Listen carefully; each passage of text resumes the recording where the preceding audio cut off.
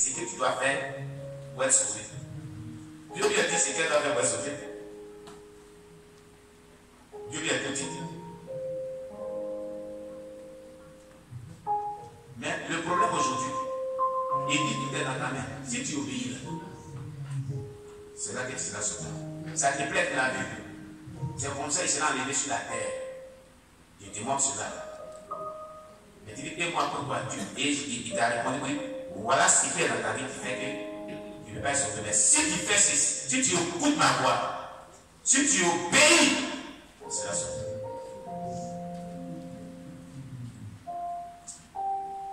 Alléluia. Le Seigneur est sur le point de faire de ta vie ce que lui souhaite, ce qu'il veut. Ce qu'il te demande simplement, toi, engage-toi avec un cœur sacrificiel qui est prêt à l'obéir à tout moment. C'est notre désobéissance là, notre entêtement qui fait qu'on souffre. Nos raisonnements, nos idées préconçues, notre manière de voir les choses, qui est différente de ce que Saint-Esprit veut qu'on voit. C'est ça qui nous crée des problèmes. C'est ce qui nous crée des problèmes.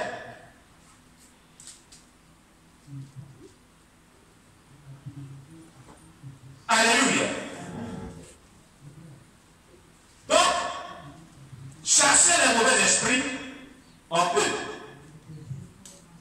Dieu peut nous aider à le faire.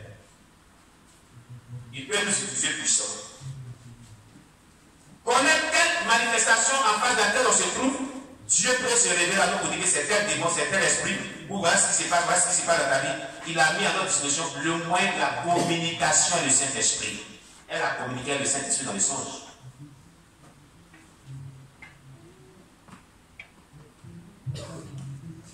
Vous comprenez? Ça va t'étonner. Mais Dieu se révèle à qui il veut. Même dans la vie, c'est révélé même au roi païen. Nebuchadnezzar, avec Daniel qui est venu vraiment donner l'interprétation. Pharaon, avec Joseph qui est venu donner l'interprétation. Il s'en fout de ton titre que tu as. Du nombre d'années que tu as passé dans la fraternité. Ce qu'il regarde, c'est ton assiduité à être obéissant, c'est tout. C'est ce qui préoccupe le Seigneur. Que tu sois apôtre, que tu sois prophète, que tu sois bishop ou quoi. Je ne sais pas, mais général, combien de galons, je ne sais pas. Archevêque, combien quoi, je ne sais pas. Dieu se fie de tout ça là. Ce qu'il cherche chez l'homme qui est précieux, là, qu'il a perdu depuis le jardin d'Éden de la vie de l'homme, c'est la soumission, c'est l'obéissance. C'est ça qui est précieux aux yeux de Dieu. Voilà. Si tu veux, pour faire descendre le feu du ciel, tout ça là, c'est ton problème. Mais si tu as une vie désobéissante, tu ne rentres pas au ciel. Tu comprends? La vie chrétienne se résume. Quand il y a tout d'étudier la Bible et qu'il continue d'étudier, j'ai compris que la vie chrétienne se résume à une vie de soumission à la parole de Dieu et à une vie de soumission au Saint-Esprit. Point barre. Depuis que Dieu m'a fait comprendre cela, quand il dit, voilà ce qu'il dit. Alors, commandement, mon Père avec Saint-Esprit. C'est comme ça que tu m'as dit. Amen. Ne vous entêtez pas quand le Saint-Esprit vous parle. Ne vous entêtez pas quand le Saint-Esprit vous parle de manière particulière, personnelle. Il vous demande de faire des choses particulières, personnelles. Levez-vous et faites cela.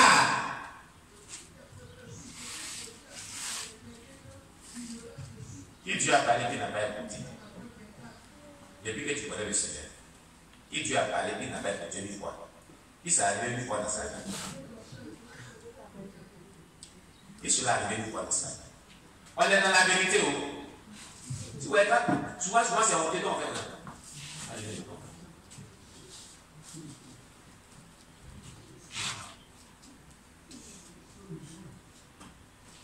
levez les doigts comme ça. Acclamez Jésus pour vous tous. Moi aussi, dans le passé, je n'ai pas aussi écouté le Saint-Esprit aussi. J'ai vécu ça aussi. Dans ma relation avec Dieu. Dans les débuts aussi. Je n'ai pas aussi écouté le Saint-Esprit et j'en ai subi des conséquences. Oui, j'ai vécu ça aussi. Quand j'étais à Bobo, je me suis entêté aussi. Plusieurs fois quand Dieu me parlait. Mais Dieu m'a frappé. J'ai vu ce qui est venu. Et il m'a dit, toi, tu ne sais pas ce qui t'attend la vie. Le jour que tu es désobéi encore, tu sais ce qu'il est devenu. Depuis cette année, je m'efforce à faire ce que Dieu veut. Je m'efforce. Franchement, je m'efforce. Je m'efforce. Amen. Je m'efforce. Je demande l'aide de Dieu. Amen. Je demande l'aide de Dieu. Et je voudrais que Dieu accorde la grâce à chaque personne à communiquer avec le Saint-Esprit. Il a déjà mis cette grâce-là, mais il faut qu'elle soit active dans nos vies. Amen. Il faut qu'elle soit dans ta vie chaque jour. Et quand Dieu vous dit de faire quelque chose, que vous finissez de le faire, demandez-lui, il a fini de faire. Qu'est-ce que tu voudrais qu'il fasse encore? Et puis il dit, va faire telle chose, même faire ceci. Quand il dit, qu'est-ce que la communication, c'est l'enfant intensité. Dieu aime communiquer les autres. Quand tu vas voir que tu veux communiquer avec lui, et tu cherches à communiquer avec lui, tu cherches. C'est dans la communication, il va te révéler ce qui est caché. Il va te battre. C'est le secret de la manifestation du don, des paroles de connaissance et des révélations. Et c'est le secret de la manifestation des oracles de Dieu, des prophéties de Dieu. Si vous voulez que Dieu vous parle beaucoup, si vous voulez que Dieu vous communique beaucoup des révélations des prophéties, dialoguez beaucoup avec l'Esprit de Dieu. Parlez beaucoup avec le Saint-Esprit et soyez soumis à sa voix. Vivez ce qu'il dit à tout moment. Alléluia. Alléluia. Cela est très important. Deuxième manifestation. Le Seigneur n'était pas présent lorsque cet homme amena son enfant. Ses disciples ne purent pas le délivrer. Ces mêmes disciples avaient déjà effectué des délivrances dans le passé. Mais cette fois-ci, ils échouèrent dans le ministère des délivrances. Nul ne doit penser qu'il délivrera nécessairement une personne parce qu'il a déjà délivré quelqu'un dans le passé. Les cas sont différents. Tu peux échouer comme tu peux réussir. Ce n'est pas les mêmes cas pour moi. Amen. Alléluia. La présomption est une folie. Chaque cas doit être considéré séparément. Nous étudierons les exigences du ministère des délivrances plus tard.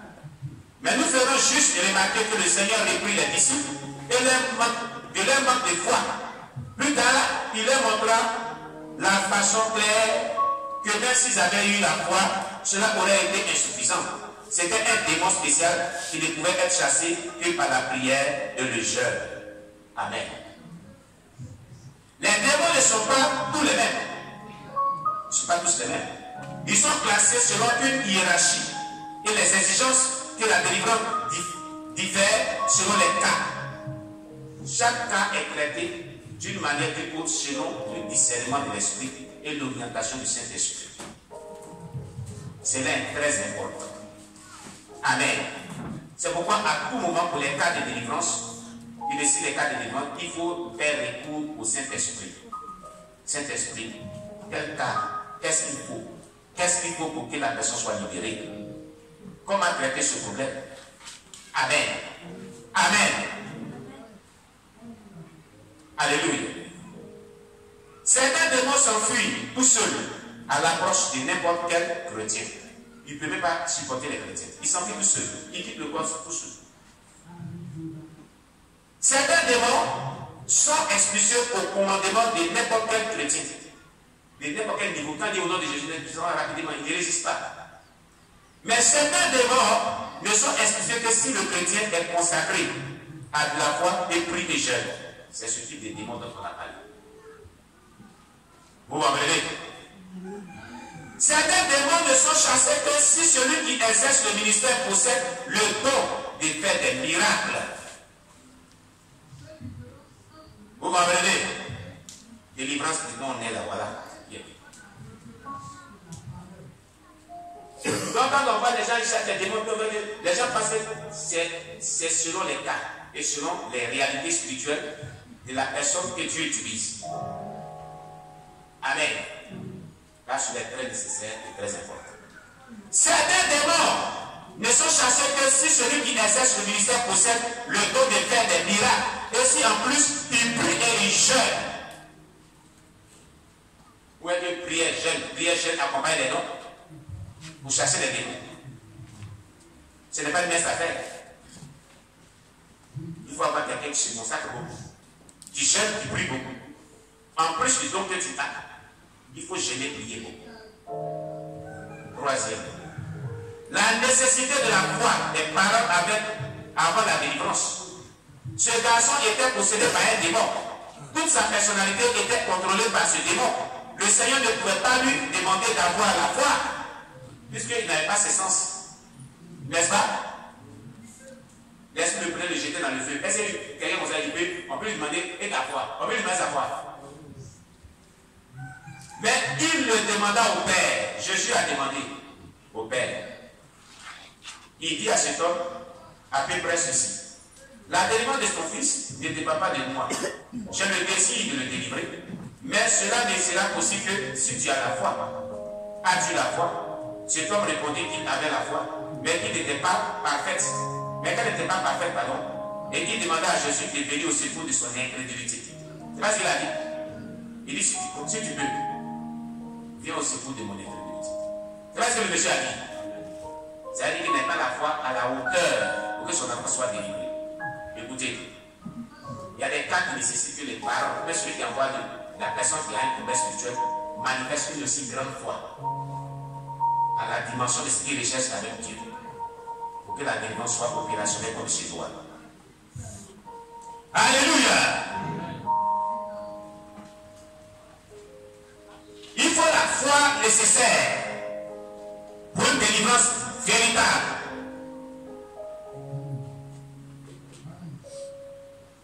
Gloire à Jésus-Christ. Parce que la foi résout tout problème. La foi, Jésus dit tout est possible à celui qui croit. Tout est possible à celui qui croit.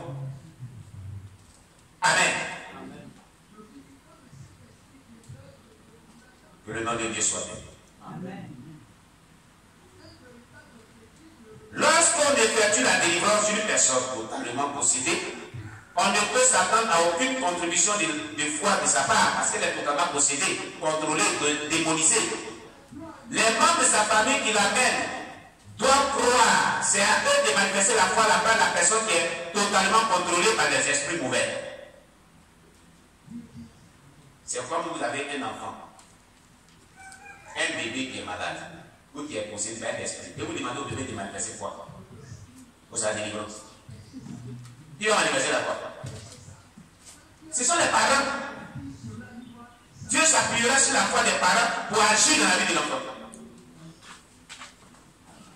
C'est ce qui s'est passé dans ce texte. Amen.